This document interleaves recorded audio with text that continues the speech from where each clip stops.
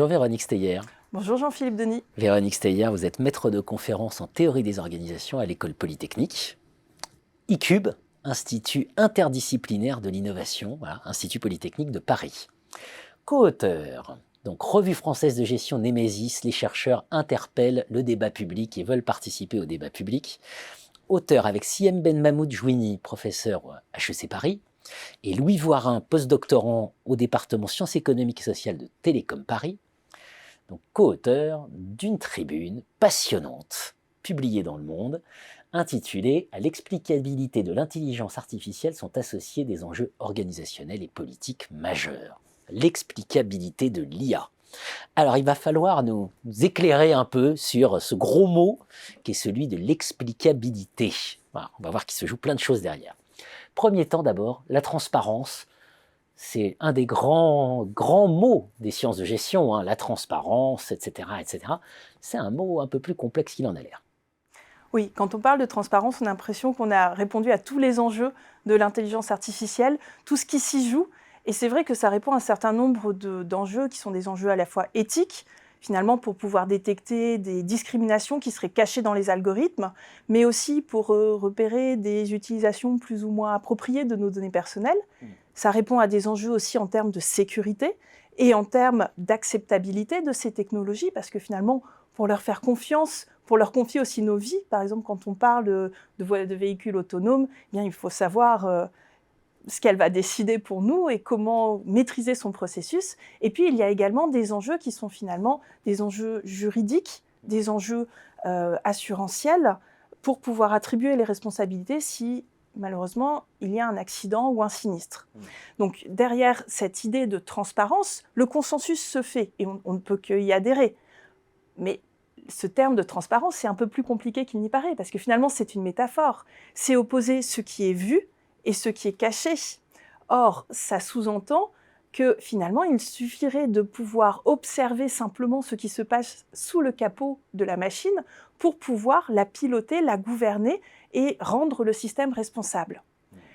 Quand vous êtes face à un algorithme et à des lignes de code innombrables, quand l'algorithme apprend tout seul et finalement modifie tout seul son code, le fait de simplement pouvoir voir le code ne suffit pas à le comprendre, ne suffit pas à comprendre ses comportements et à savoir comment le piloter.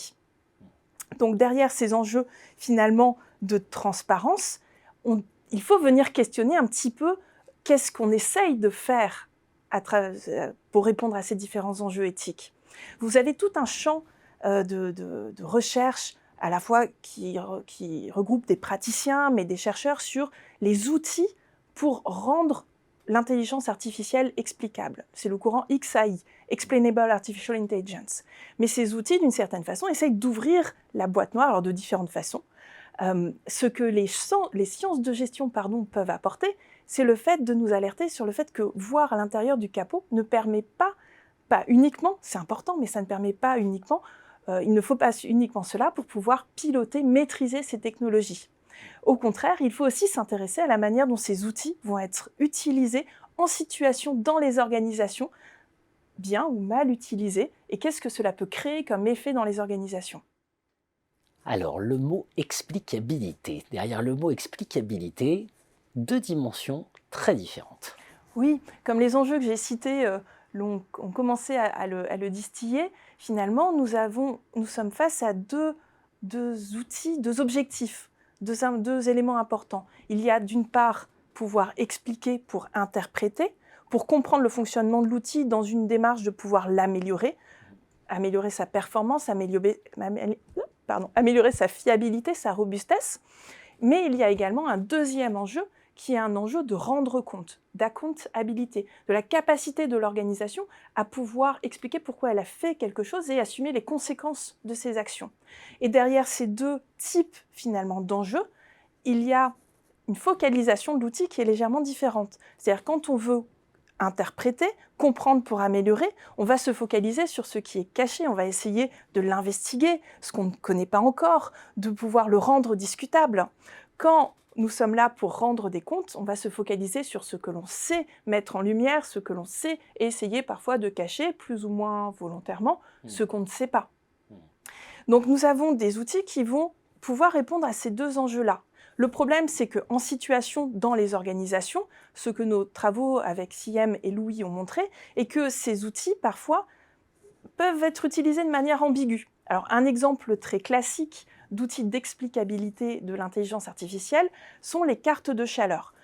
Par exemple, un exemple malheureusement d'actualité, et les systèmes qui permettent de détecter, de diagnostiquer un Covid à partir de radio du poumon.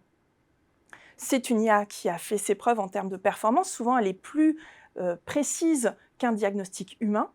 Pour autant, quand on essaye de donner un outil d'explicabilité au radiologue qui va essayer d'interpréter ces images, eh bien, il peut y avoir une petite ambiguïté parce que la carte de chaleur qu'on utilise va mettre en lumière les parties finalement de la photographie que l'IA a utilisé le plus pour faire son diagnostic.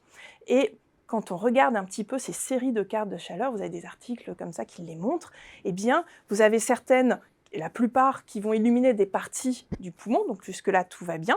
Et puis, très rarement, mais quand même de temps en temps, on peut illuminer la clavicule, enfin, quelque chose qui nous semble peu en lien avec le Covid. Ces outils ont été créés par des développeurs pour pouvoir avoir un avis à partir d'une série de cas particuliers sur le processus de raisonnement de la machine.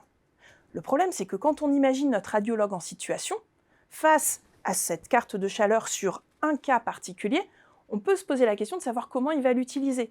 Est-ce qu'il va l'utiliser pour se poser la question du raisonnement global de la machine, donc toute la série des diapositives, des radiographies qu'il a effectuées, ou alors est-ce qu'il va se focaliser sur cette image en essayant de se dire « Ok, est-ce que ce diagnostic-là, précisément, est valide ?»